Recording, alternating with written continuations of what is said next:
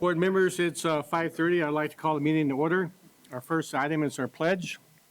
I pledge allegiance to the flag of the United States of America and to the republic for which it stands, one nation under God, indivisible, with liberty and justice for all.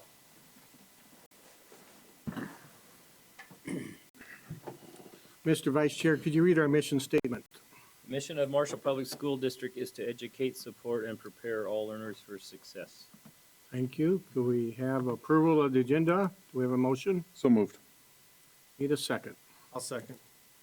Any additions? Hearing none, please vote. It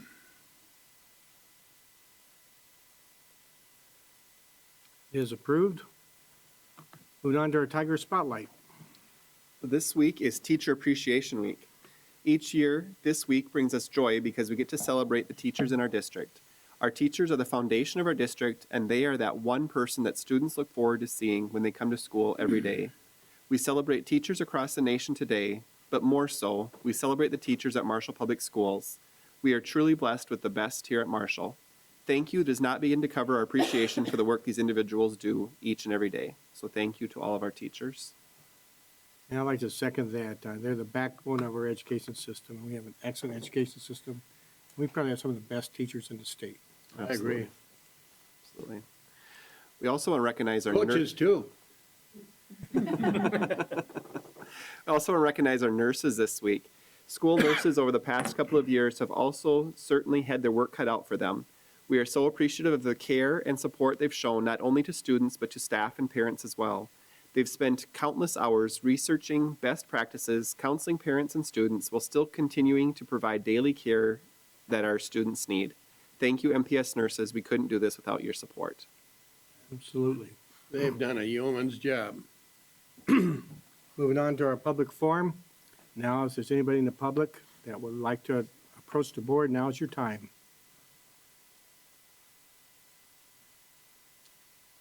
Moving on to our presentation, Monitoring Student Growth at Marshall High School. Welcome. And I hear you went to California. So what city? Palm Springs. Oh. Did you guys do okay there? Was it okay? Okay. It was, we debated about coming back just for, I would bet. I'll be sure, since we have you being recorded on TV and stuff, talking to the microphone if you can, or talk loud. Sounds good. I'll get us started. I'd like to introduce Bessie Skolitsky, 9th grade social studies teacher, and Emily Snyder, 9th grade language arts teacher. And also part of our team is Mitch Maxwell. He's coaching baseball tonight, so he couldn't be with us. So wanted just to give you all an update on the BARR program and how we use that to monitor student progress. And so BARR again stands for Building Assets and Reducing Risks, and that's one of the taglines that they use. So just a brief overview, what is BARR? And again, this is a research proven, it's gone through multiple research studies, framework that relies on 8 strategies that schools use, and it's really geared towards whole student improvement, not just behavior, not just academic, not just the social emotional, but whole student improvement. And the focus is on being very intentional in building relationships. And those relationships are not only teacher to student, but also student to student and teacher to teacher in working to solve and provide support for the child. It also uses real-time data, and that's what we'll talk about tonight, how we use to monitor and track students in their progress so we can make decisions how best to support those individual students along the way. And also what it does, one of the components is that social emotional learning, and it provides lessons called I-times that allow for the students to develop a sense of self, but also a sense of community within the classrooms. So we are in year number 2 of implementation with the BARR program, and we'll talk a little bit more in the presentation about where we anticipate moving this forward.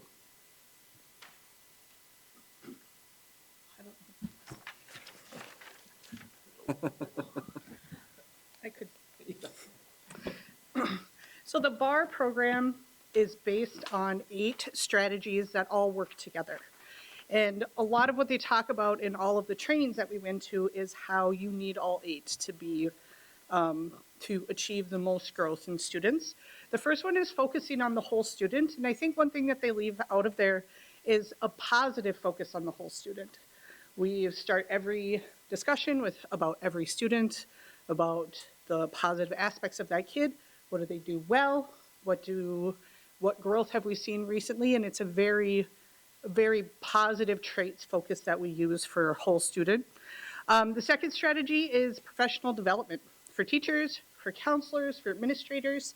And that's, I mean, it was fun to go to California, don't get me wrong, but that is why we went, was for professional development. The I-Time curriculum is the third one. And I-Times are social emotional learning pieces that we embed into our classrooms to help students learn more about themselves, but also to help students learn more about us. We participate in all the I-Time activities, and it's really interesting to watch the kids like, oh, wow, I didn't know that about you, or, oh, did you know this about Miss Glicky? Or, you know, they get really into it, which is pretty cool to see. The fourth strategy is to create cohorts of students. We had a cohort embedded with the 9th grade year long when we started the BARR program 2 years ago. Next year, our cohort will be all of grade 9, which we'll talk about in a little bit. The fifth one is to hold regular meetings of our teams. The 3 teachers meet on Tuesdays. We meet as a big block on Thursdays. So it seems meeting heavy, but it's always very productive meetings, which is useful. The 6th one is risk review, and that is where we bring student issues to a much bigger group of people. It's administrators, nurses, counselors, if we need to loop in the county or greater Minnesota, any of those services that we can provide to students to help them be successful. The 7th one is to engage families in student learning. And then the last one is to engage administrators. Are you next? I am. So part of our participation in this is that we were granted part of a Network for School Improvement grant through the Bill and Melinda Gates Foundation and the BARR program, which works in conjunction with Hazelden Betty Ford. And so we are one of, and the idea behind this is that when schools work together, we can see improvements faster. So we are one of 31 schools in 3 states, Minnesota, Illinois, and California. Part of the workshop that we were there, we started on a Tuesday, and that day was all of the Gates schools, so all of the schools in the NSI network.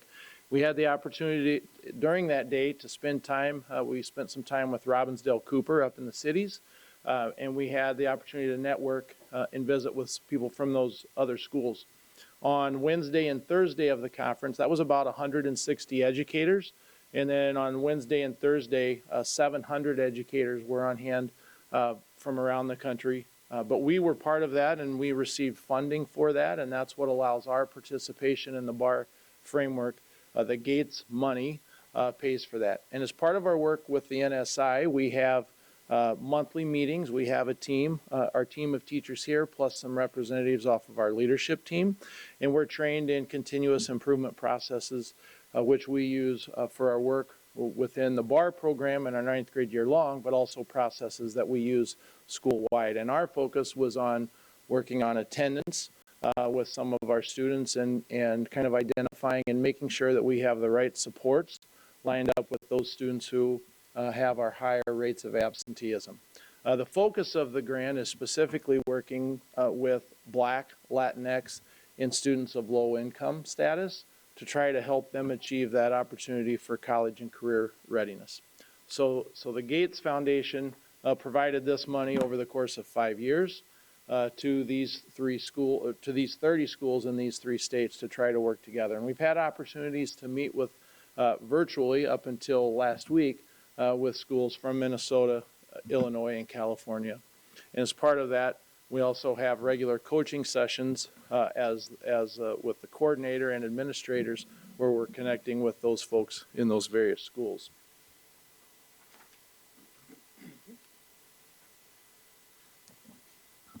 Okay, a little bit more about the structure of BARR. So when we went to this conference, one of the big things that they talked about is not just what Emily said about the 8 components, but also leveraging student data and leveraging student-teacher relationships to help students improve.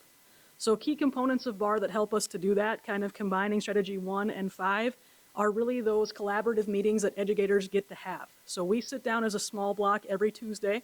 That's myself, Snyder, Maxwell, and we talk about students. We talk about our level 0s, we talk about our level 1s. Those are students that we can give in-class interventions to assist. We also flag and determine who moves to big block on Thursdays. Those are our students that we feel need to have more of a collaborative approach, or more, I guess you would say, an all hands on deck approach. So at that meeting, we have administrators, we have counselors, and we just bring in any interventions that we can possibly use to help that student improve. So through the course of that big block meeting, we create student goals, and then we develop interventions that focus on helping students to achieve those goals. We do what, or I guess you would say, we get that information to the people who need it to implement those interventions most effectively. So like I said, whether that's the counselors, Greater Minnesota contacts, if we need to reach out to a student's coach or a particular connection they have in the building, like a kid that might be involved in theater or band or something, anybody that we can kind of find who has a strong relationship with that kid to help them improve and reach those goals. So that's kind of the collaborative piece of BARR, or one of the core foundations of BARR, is that you're using what you know about those kids and what you've learned to help them improve in whatever way is needed.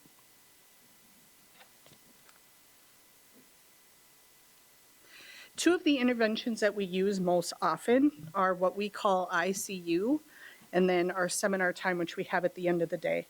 ICU is, intensive academic care or something like that. We generate a list of students who have either 5 or more missing assignments or failing 1 or more class, and those students are assigned to one of the 3 ninth grade year-long classrooms for the first half of their 1-hour lunch. They're required to be there. We have a list of what their missing assignments are. We go through, okay, did you hand in this? Did you hand in this? Did you hand in this? Are you going to take this test? Are you working on your algebra? This grade is still an F. What are we going to do to improve your algebra grade? And it's an opportunity for us to have kind of more in-depth one-on-one conversations focused solely on their academics. We've seen, especially on the rare occasion that we don't have ICU, there's still the kids who are assigned to us still show up, and they still sit there and work on stuff, and they still are like, hey, can you run my missing assignments report? I just want to make sure I'm not going to have ICU next week because I want to have first lunch with so-and-so, and so it helps them become hyper aware of where their grades are at, but it also builds that relationship, and it works pretty well for everybody. The other intervention that we use very often is using seminar time. So the ninth grade year-long students have 4B, block 4B, as their seminar. And the 3 of us use that time to, if we need to swap kids because they have to finish a test or to finish a project, or if they need to go work with another student on math or whatever they need to do, we have reading and comprehension curriculum kind of built into seminar, but we do allow for time for them to work on homework that they need to work on. And we have found, especially this year, they've been doing an excellent job of using that time wisely. It isn't a free-for-all, and it's used very wisely by, I would say, the majority of the students, because we have their grades in front of us at all times. We know they can't pull one over on us. Like, I know you're failing math. I just updated the data sheet. Like, we know all these things. So having that real-time data is super beneficial, especially to help support students and help them be a little bit more responsible for their own grades as well.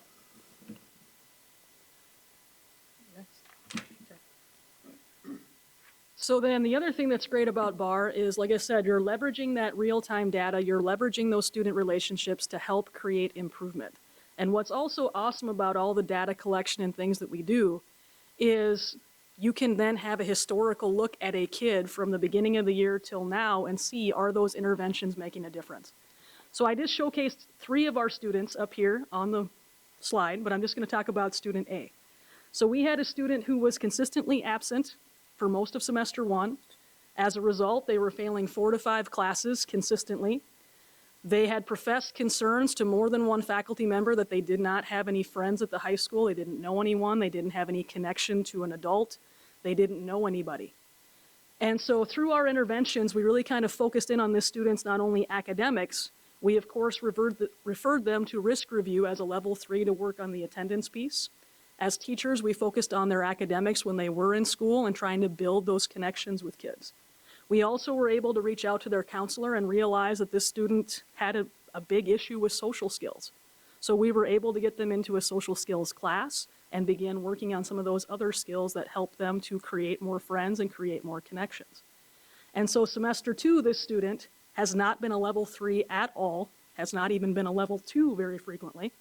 They're working on their academic piece still, but they've reduced those failing grades by about half.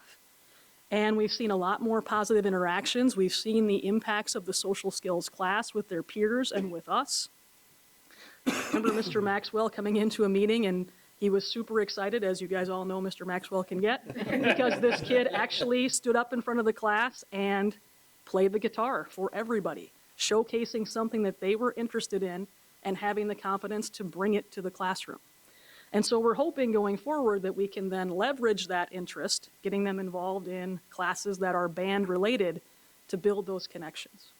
So it allows us to see where they started and kind of where they're moving to, but it also helps us to figure out what are those things that we can tap into to try and help them not only become academically stronger, but all of those different pieces of the student that we need to develop before they graduate. Are parents connected with you in this process? They are, in a sense that we try to create as many positive contributions to parents and interactions as we can, but we do reach out to them with concerns as well. But we try to, like I said, like Emily was talking about, to kind of leverage those strengths and make those positive communications as much as we can as well. I'm going to just back us up from our point of view. We've been talking about what's happening in our 9th grade year long, but with regards to our school as a whole, just some school performance overview. And this is information that not just our 9th grade year long teachers are looking at, but that all of our teachers are looking at. And so what I have here at this table is a comparison. Same group of kids. So if we look at semester 1 at the week 12 mark, and we look at semester 2 at the week 12 mark, and our teachers submit grades and we get updates every 3 weeks.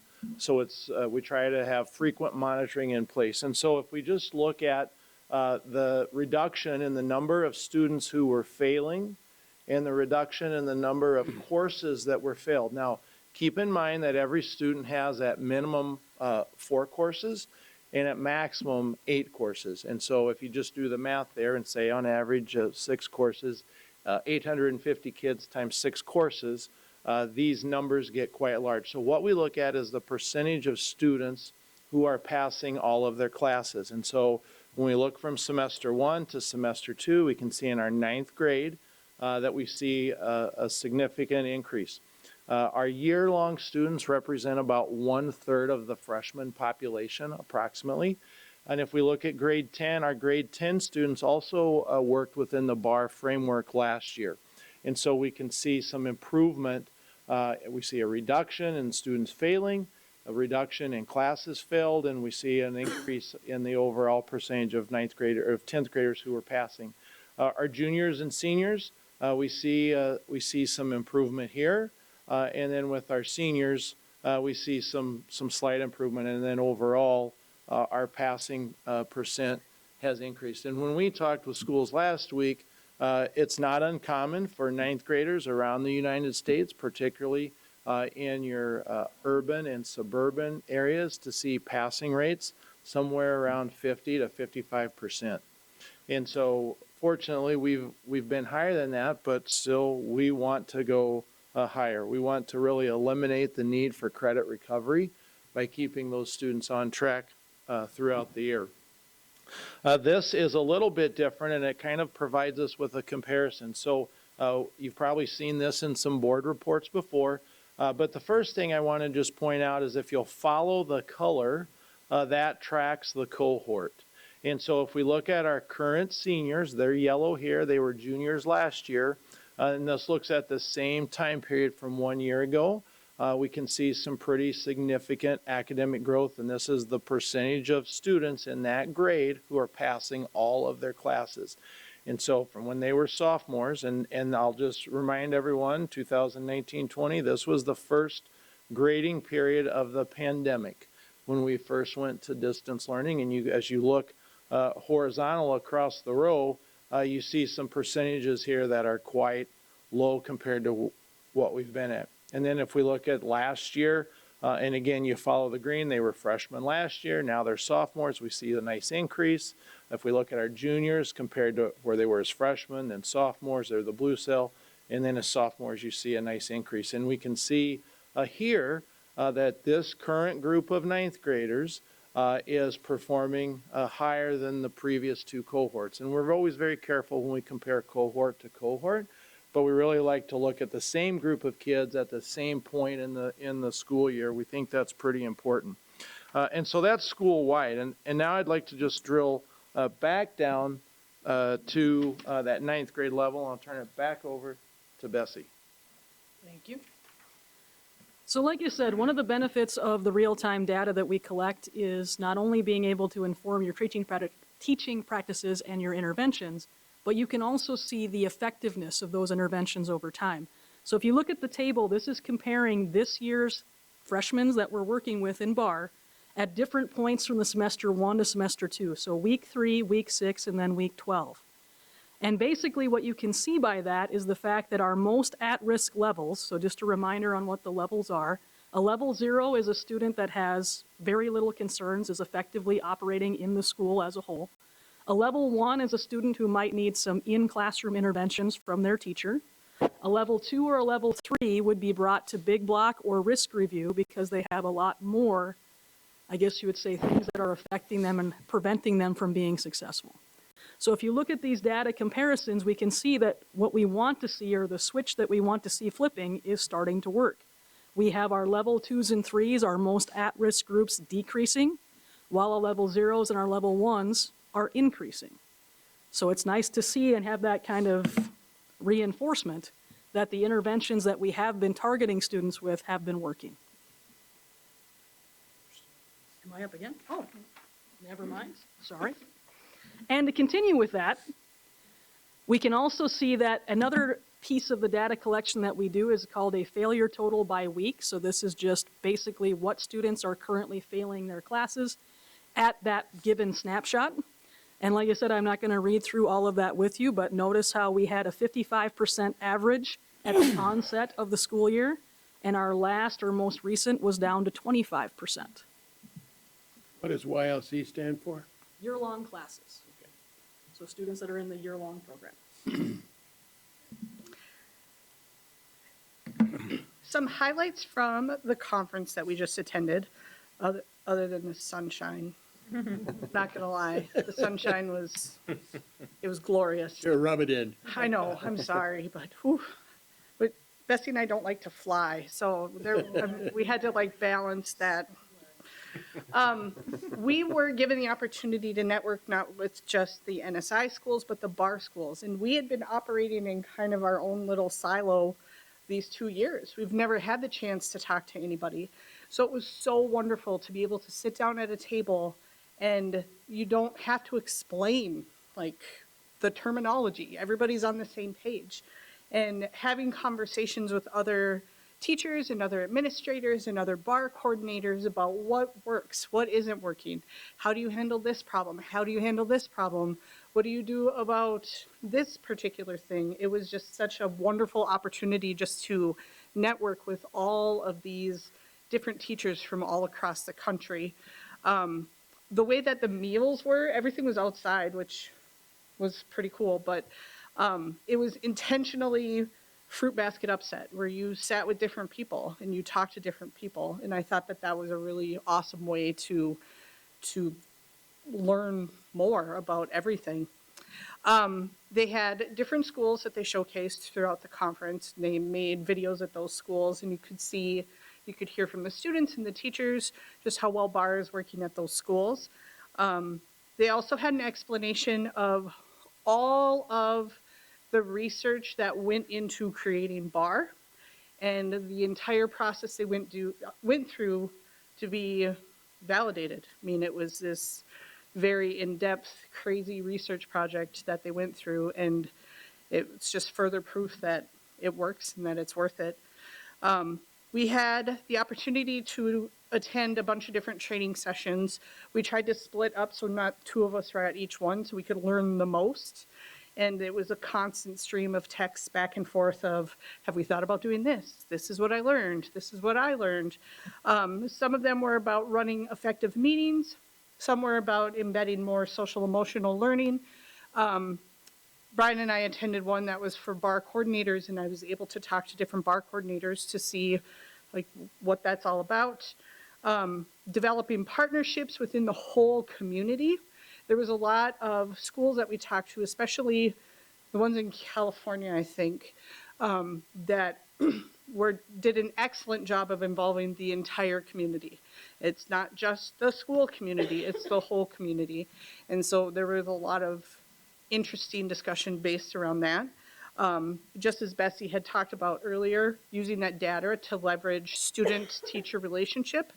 And then the real-time data, there were several sessions that we attended that focused just on data and how you can use it to best serve the students and how you can use it to improve your classroom practices. Oh, and then it's still me. So the next steps for BARR. One additional thing that we are implementing this year is a strengths-based transition form. So what that is the 3 BARR teachers will sit down, we will look at all of our 9th graders, and we will enter in what is awesome about that kid. What are they really, really good at? What are they interested in? What is the best way to contact their family at home? What interventions worked best for them? And it's very much a tool to be used for their teachers next year. So rather than focusing on, well, they can't do this, and they can't do this, and they can't do this, we focus it solely on, here is what they are awesome at. Here is what is wonderful about this kid. Here is why this kid is the best ever. And that strength-based approach is something that has changed the way that we do everything. And so we're really excited actually to kind of help push that towards their sophomore year. So then their sophomore year teachers have this document that says, look how wonderful this kid is. Look at all these things that they do well. Look how you can leverage that in your classroom. For the 22-23 school year, we plan on rolling BARR out to all 9th graders. Not just the year-long 9th graders, but all 9th graders. And the goal is to create teams of teachers within those who primarily teach 9th graders and to have them implement the BARR process just like we have done for the past 2 years. And then I'll be the new BARR coordinator next year, which I'm a little terrified about, but I think actually the time we spent in California has kind of alleviated some of my terror, because I was able to take that time to talk to other BARR coordinators. And I'm also happy that I'll be able to take one thing off your plate, because your plate is full up. So I think that's about all we have for next year. And I'll just say that opportunity has come about because of the board's willingness to allow us to add another language arts teacher. Emily's going to do that part-time, and so that's going to help allow for her to have some release time to do BARR coordination. She's still going to teach some, and then that additional time will help as we start to see those larger grade levels come to us. So thank you for that, to make that possible. Mm-hmm. Questions that you all have? Well, what you're doing with BARR, will that be incorporated into PLC discussions? I certainly think It is, Bill, from the standpoint of we're intentional about using real-time data to drive instruction and directions in the classroom. And so we had elements of the program in place before we knew about the program. What it's helped do, it's helped us just tighten everything up. As they mentioned, we look at strengths as compared to deficits. And so there's just a lot of different factors that we've pulled from that's helped change our mindset. In the program, one of their taglines is same students, same teachers, better results. I'm not sure 2 years ago when we started that, we completely understood what they meant. But as we look at our results now, and they're not where we want to be, but we're seeing improvement. I think we all who have been participants can say absolutely that has happened. What do you mean by same teachers, same students, you follow them all the way through? No, just saying as compared to before, you know, same groups of students, the same teachers, but now we're working together better. Okay. We're leveraging those relationships, we're using that real-time data, and we're getting better results. I would almost equate it to, you know, Mayo is considered a world-class healthcare system. And you think about how they consult with one another. By having these meetings and operating within this framework, that's what we're doing, is we're consulting with one another, we're bouncing ideas off of each other in an effort to try to come up with the best plan. And so Bessie knows exactly what Emily is going to be doing with that student, whereas before that never happened. Bessie maybe just knew that student wasn't passing Emily's class or wasn't behaving in the way that we would expect a 15-year-old to behave. And so I think the fact that they're all on the same page and they have that constant communication with each other, they brainstorm, we brainstorm ideas and solutions, and we're seeing, so same teacher, same students, same teachers, better results. That's what we mean by that. How many teachers? So you guys created a Linus blanket for these kids when they go into 10th grade. Did they come back and see you? They sure can. We have some from 10th grade that come back. and Yeah, see us. they usually do. Either way. Yeah. They usually come back and see us. I was just gonna add one thing that you were saying about, like, with the year-long students, we always bounced ideas off each other, but now we're much more intentional about looping in all of their teachers. So if they're failing algebra, we email their algebra teacher, hey, they're failing algebra, what's going on? Or if they're failing art, or if they're failing health, or something that isn't English, US history, and physical science. So as Brian said, we had a lot of these components in place in the first place with the year-long classes, but it gave us a much more logical framework to work within. Next year it'll be all 9th grade disciplines. Is that what I hear you saying? All 9th grade students, we're going to try to get it organized in a way that we'll have basically 3 teams of 9th grade students where those teams of teachers will meet and do the same exact thing and go through that same process that they're working with. Do you have some training for those teachers before Yeah. school starts next fall? So with the Gates Foundation money, we trained about 20 teachers in the summer of 2020, that first COVID summer, and that was a year 1 training. Last summer, many of those same teachers came back and did 2 days of year 2 training, and then in August, we did a year 1 training. And then this summer, we'll have the year 3 training that teachers who have previously been trained will have that opportunity to come back. And that Gates money gives us resources to compensate those people. And then any new teachers will attend regional virtual trainings, and they'll offer those in August, September, or October, where those teachers will take 2 days and go through the year 1 training, just like we did back in June of 2020. Oh, yeah. So when the grant money runs out, are you working on a plan so this will continue? yeah, and so at the end of 5 years, the program is expensive because there's a lot of coaching involved. And so I have weekly, as the coordinator, I've had a weekly meeting with our BARR coach who's responsible for 10 schools for the last 2 years. Starting this week, we'll start to transition where Emily and I will meet with that individual.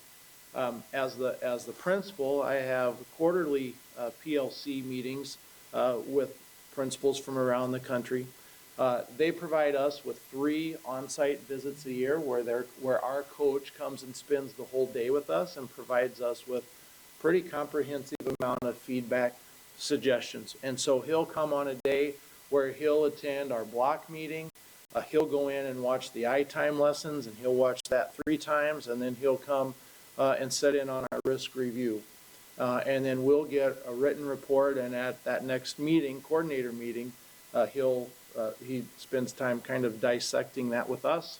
I take that back and meet with those individual team members, and we talk about where we need to focus on improvement for the next time. So it's comprehensive, and that's expensive. The Gates money is paid for that. Once we have completed the implementation process, we'll move to a more of a maintenance phase, which will allow for 1 coaching visit. That is about, and then all the supports and materials. That's about $15,000 a year, which sounds like a lot, and it is. But if you think about the amount of money that we spend on summer school and credit recovery, a dropout, and we know that if a 9th grader does not get off to a good start, the chance of graduation on time is much higher. And so when I think about, even when I'm working on scheduling and the FTEs that we allocate for remediation, an extra section of a lower math, or an extra 9th grade section that sophomores are in, that $15,000, if we can prevent some of those things, instead of using it on the back end as a response, we're using it in the front end as prevention. I think it sounds pretty cheap, 15,000. That's about 2 kids worth of state funding. I mean, approximately. Yeah. And so when you just think about the data that we put up, and the amount of credits that kids are earning that maybe they haven't in the past, to me, that's kind of the trade-off on some of those funds long term. There is some money. The MDE had a grant cycle that we applied for our district. Unfortunately, we didn't receive that, but in the governor's plan and the House plan, there's money for, it's called MTSS, Multi-Tiered Systems of Support. BARR is a multi-tiered systems of support program. It was one that the Department of Ed used early and often during distance learning in the early phases of COVID. We didn't know a lot about it then. We had 1 4-hour training, but that helped us kind of validate that this is a quality program. And when you look at American Institutes of Research, the number of studies that they've put BARR through, and it's been proven to be effective. There's another one called What Works Clearinghouse, What Works in Education. BARR has been approved without reservation. And there's an ACT it's really gone through many studies of thorough quality. So that tells us it works if it's implemented correctly and with fidelity. And if you only are going to do 4 of the 8 strategies, it's probably not going to work in the way that you want it to. So if you're going to do it, we've said we need to do it well, and we need to do it fully. How many 9th grade teachers will there be then for going to the full 9th grade? Yeah, probably 9 to 12. One of the challenges we have, being a block schedule, is that most of our students only have their English or their language arts, their social for half a year. Yeah. And so we met with a school from Chippewa Falls, Wisconsin, and 2 schools from Maine that are block scheduled last week, and had the opportunity to sit down and connect with them to try to learn some more. We've been bouncing around some ideas. So BARR doesn't say your school has to be set up this way to make it work. It says, here's a framework. Now you take it and apply the framework within your system. And with that many teachers, and that many teachers that have done the training, it won't be a problem identifying those folks that are enthusiastic about this methodology and participating in it fully. We don't think so. What we heard a lot from schools out there was questions, how do you get your teachers to buy in? Because it takes time, and time is a precious commodity. We have trained people, and then only 3 are using it. It's almost created kind of a reverse that we've got some teachers saying, I've been trained, why don't I get to use that? So it's almost, instead of everyone having to, it's almost being viewed as, when do I get to? And that's a different mindset, we talked about that, than what we've heard from some of those other schools. We also have been excellent salespeople. Because we see, I mean, you saw up there too, we see such amazing results. And yeah, it takes time, and yes, you need a lot, and yes, there's some data entry that can be a little annoying, but for the most part, there's so many amazing results that it's worth it, you know? So you lose half a prep twice a week, whoop-de-doo, you know? So I think that the fact that the 3 of us have been speaking so highly of everything and not like grumbling about the whole thing, I think has helped a little. Well, and I think one of the big things, at least, BARR is easy to talk about, and we had the same thing when we sat down with other schools at the conference that were asking this question. I mean, the biggest thing that I have been able to convince people about the program is teachers aren't operating in isolation. So they are not sitting in their classrooms and trying to figure out interventions and implement with no support. They've got a team that they can talk to, and they've got a main line to administration and counselors and everybody that needs to be a part of the process. We talked today at our language arts meeting about our new language arts teacher, and if they do 9th grade, how now they have a team to rely on. So if we think about the effects of staff retention versus starting over year after year, and how much does that cost to re-onboard someone each year after year, job satisfaction, and I think what it does is it helps people remember why they went into the profession to begin with. And that is to see positive results with kids. And it's all that other stuff that drags us down. So I've heard from a lot of veteran teachers who say they have found their participation in BARR to be very refreshing and kind of rejuvenating for their career. So I think it's going to help us retain some of our staff. Does anybody do it with younger grades, like Yeah. 7th and 8th grade? Yes, so there's the 7-12 program. It was originally designed at St. Louis Park in Minnesota for 9th grade. But over the years, it's evolved. Some schools are doing it with moving upward grades, and some schools have gone younger. There is a elementary version, and earlier this year, Pete Thor and Paula came to one of our meetings along with Jeremy and Beth when our BARR coach was here. And we actually, the grant to the Department of Ed was actually written for grades 5, 8, and 2, 4. And so we're hoping within the governor's budget and the House budget, and when they get to a point where they can compromise with the Senate, that there's maybe going to be some opportunities. And BARR is specifically mentioned in the governor's proposal. So we're hoping that we might see those opportunities.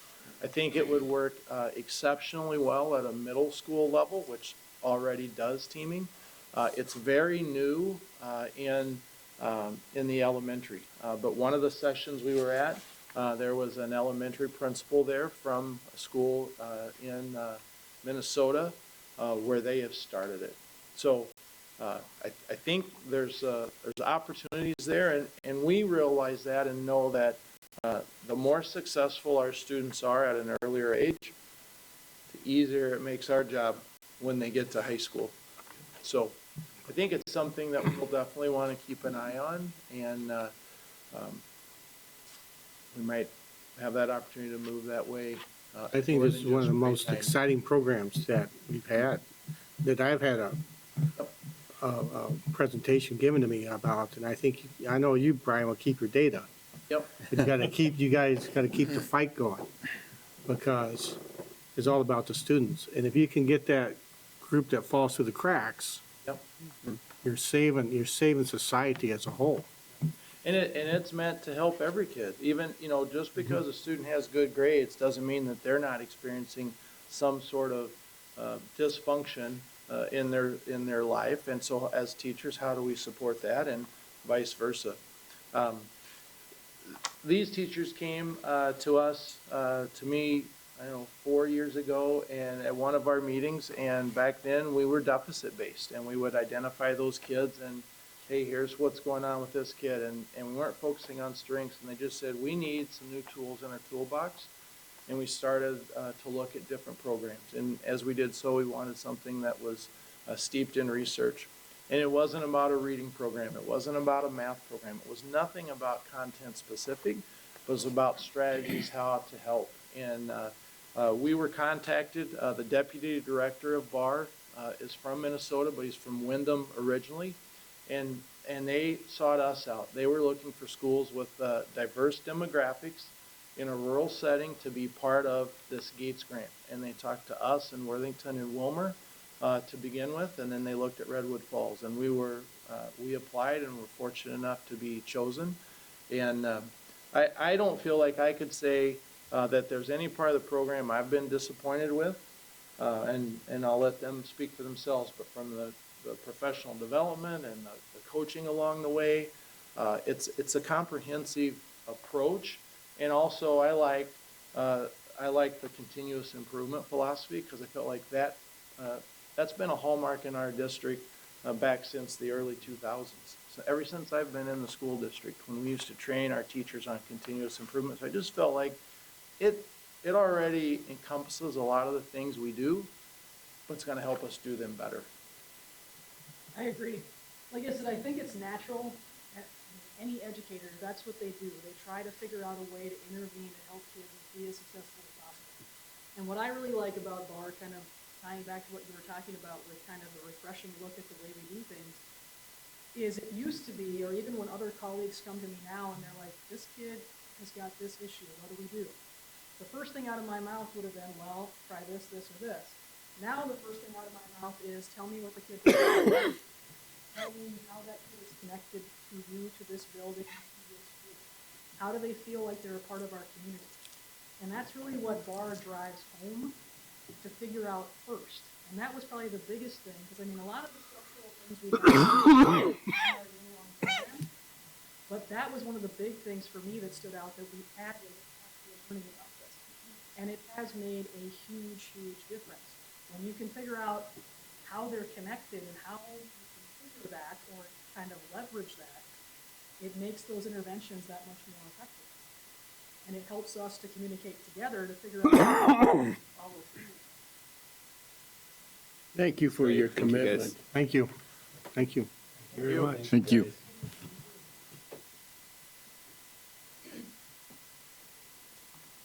Board forum, board members, anything you'd like to bring up?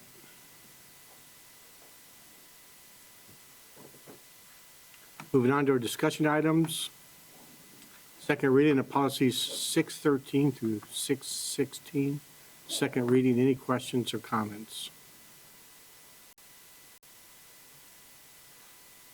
Moving on to our action items. Our first action items is approval of the facility agreement with the Marshall Area Chamber of Commerce for the Work and Learn Coordinator Partnership.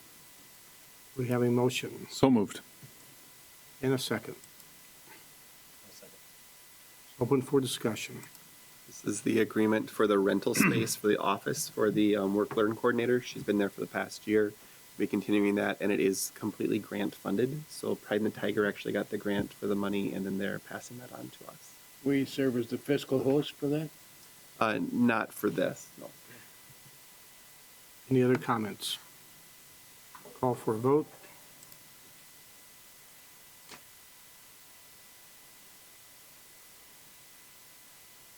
It is approved.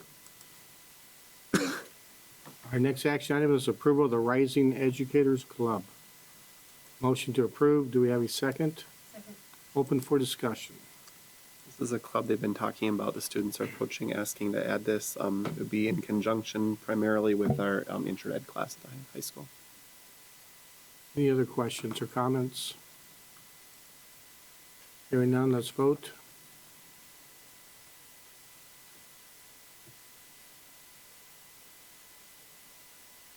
It is approved. Thank you, board members. Meeting's adjourned.